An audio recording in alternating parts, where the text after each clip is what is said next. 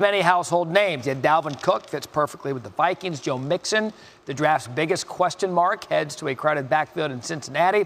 While Ohio's other team, the Browns, got their much-needed quarterback in Notre Dame's Deshaun Kaiser. And if you needed help in your secondary, it was the perfect year to shop at that store.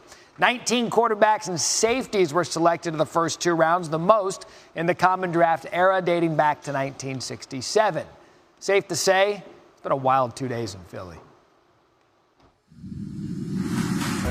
If you're a football fan, where else would you rather be tonight? Come on, Philly, come on. There you go. Young men's lives are about to change. The NFL draft for 2017 is officially open. The Cleveland Browns select Myles Garrett. Big things are coming. I can't let them down, and I won't let them down.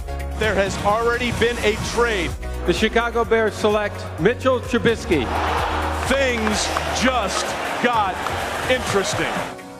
Certainly seems like that was a heavy sigh of relief. I think they're going to go get Pat Mahomes out of Texas Tech. Patrick Mahomes is second. John Gruden knows what John Gruden knows. You don't make a move that bold if it's not for a quarterback. The Houston Texans select Deshaun Watson. I was telling myself not to cry, but I couldn't hold it back. I could have easily gave up. I could have easily went the street route. But no, I stuck with it, man. And like I said, I did it for her. I love this little man. He's going to remember this for the rest of his life. And so will I, and so will my family. This is just a dream come true. How cool is this? How cool is this? Now, do we think they really love Lamp, or are they just seeing Lamp and they love him, Todd? I think they really love Lamp. Dalvin Cook, running back, Florida State. I think Minnesota potentially has one of the steals of this draft. The Pittsburgh Steelers select James Conner. Devastating diagnosis of Hodgkin's lymphoma. Joe Mixon, running back, Oklahoma. Arguably the most polarizing and controversial figure in this entire draft. Look, this is ownership decision. Simple as that. The Cleveland Browns select Deshaun Kaiser. I'm not sure if that guy was being consoled because he was so happy or he was so sad. This is why we do this. The reaction to see these kids getting a chance to live out their lifelong dream. I love the draft, I'll tell you what. Let's welcome in NFL insider Dan Graziano. And the Bengals, of course, they selected Joe Mixon, 48th overall, despite the well-publicized incident back in 2014. Dan, how does this pick continue the Bengals' history with character cases? Yeah, everybody knows, I think, the litany of Bengals guys who have had character issues that they've taken on and brought into their system. Recent cases involve guys like Tank Johnson, Adam Jones, who's on the team still, Vontaze Burfict, who's on the team still. They don't do this out of any sense of charity. They do it out of a sense of frugality. It enables them to get high-end talent at cheaper prices. Joe Mixon is a first-round talent running back that the Bengals got in the middle of the second round, and everyone knows why. That video of him punching a female student in the face and breaking bones in her face 3 years ago. Very, very difficult to watch, and obviously it's attached to this young man for the rest of his life.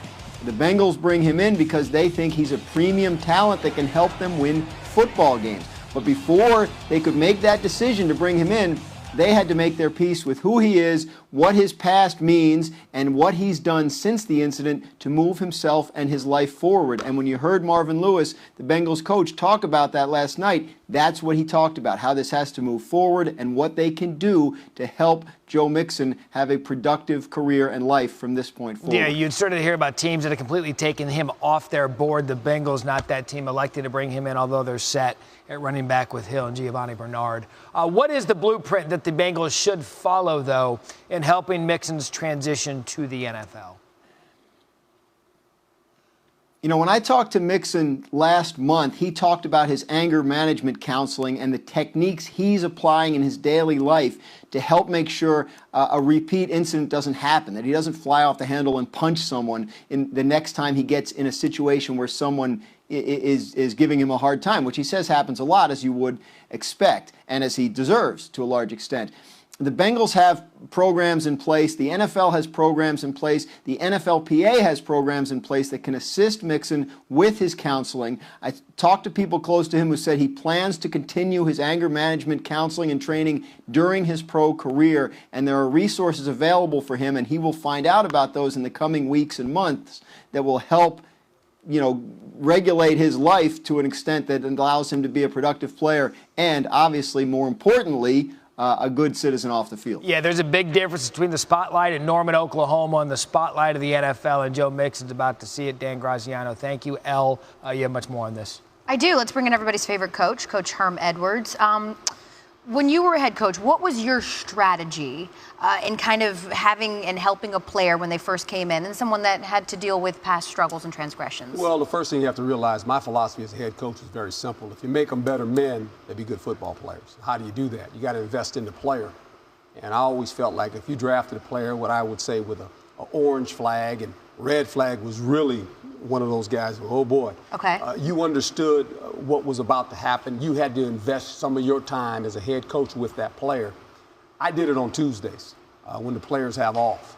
I made sure that that guy would come in on Tuesday. We would sit down and have a conversation. It was never about football.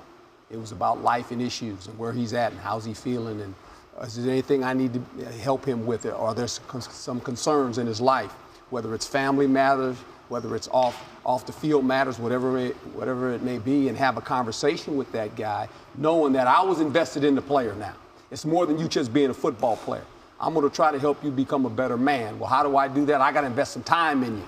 And when you find the conversations you have with these players, they open up and they say, hey, Coach, I get you, Coach. And, it's kind of ironic. I used to walk around during stretching, and I would always hit players on the back of the helmet. I said, how are we living? How are we living? And there were certain players you knew that you always had to have communications with. I imagine it's a really delicate balance, though, right? Yes. Between showing that you care and mentoring someone and babysitting Yes. them. How did the players respond? Well, they understood that I did care. And the questions I asked them or the conversations we had, it was all about choices. And in life, we're all a collection of our choices. And with those choices come consequences. And I would always talk to them about stories and relate stories to players that have been in the league prior to them that maybe had some issues as well and how they handled that. I would go back and get some previous players. I would think if you're Marvin Lewis, and I know Marvin personally, Ray Rice is going to have a conversation with this young man as well. Okay. And so I think that's important so we can help this guy. And this is certainly a Bengals team who has had to deal with players in the Yes. past that have had off-field question marks. So